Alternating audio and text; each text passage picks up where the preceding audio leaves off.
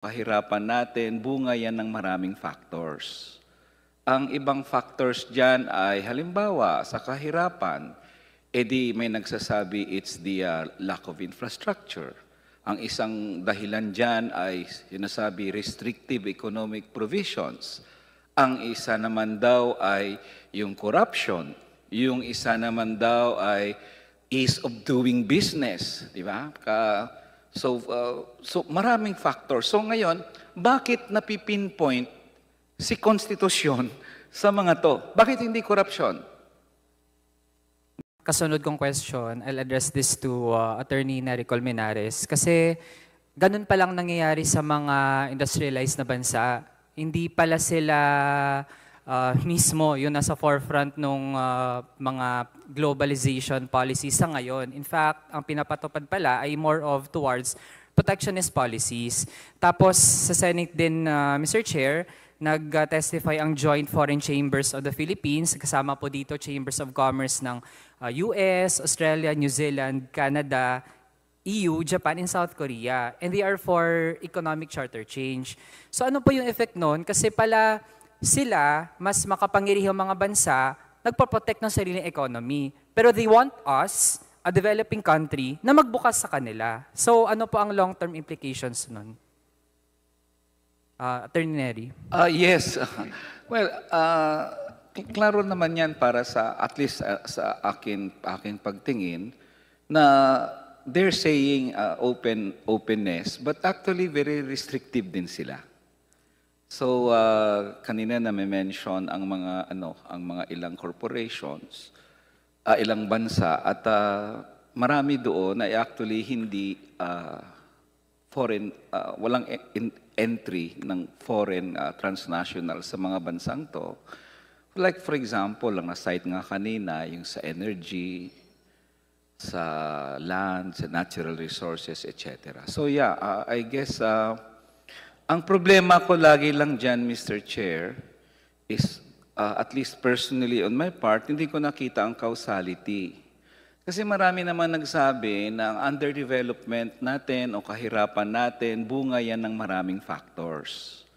Ang ibang factors dyan ay halimbawa sa kahirapan, edi may nagsasabi it's the lack of infrastructure.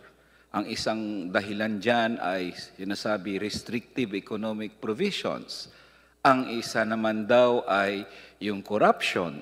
Yung isa naman daw ay ease of doing business. Di ba? So maraming factors. So ngayon, bakit napipinpoint si konstitusyon sa mga to? Bakit hindi corruption? Bakit hindi corruption? Is there any scientific study that foreigners say, okay lang ako pag corrupt kayo, basta i-lessen nyo lang yung restriction sa Constitution, papasok kami dyan.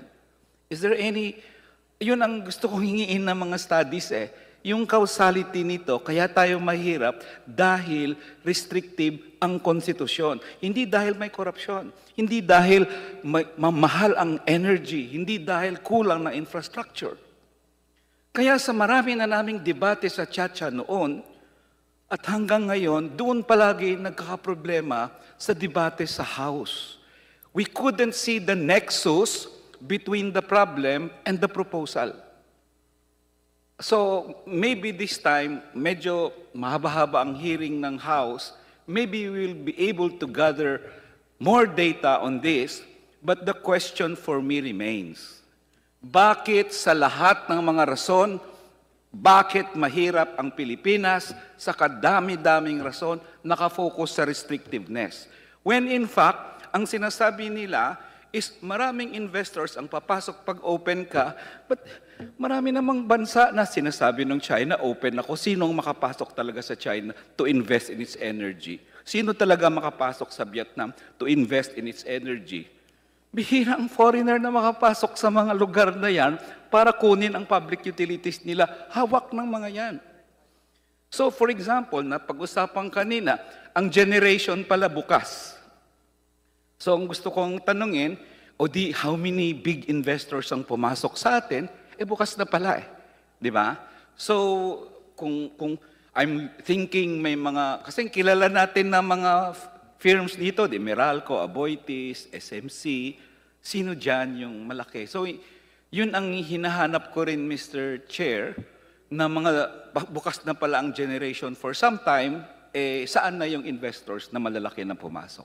So in the end, tingin ko may konting bias din siyempre itong mga Foreign Chamber of Commerce, in their opinion, nabuksan nyo. Pero actually, pag pumasok tayo sa Telstra, I doubt very much kung very receptive sila na lampasan nila sa 35% ang foreign limits, ang foreign restriction nila.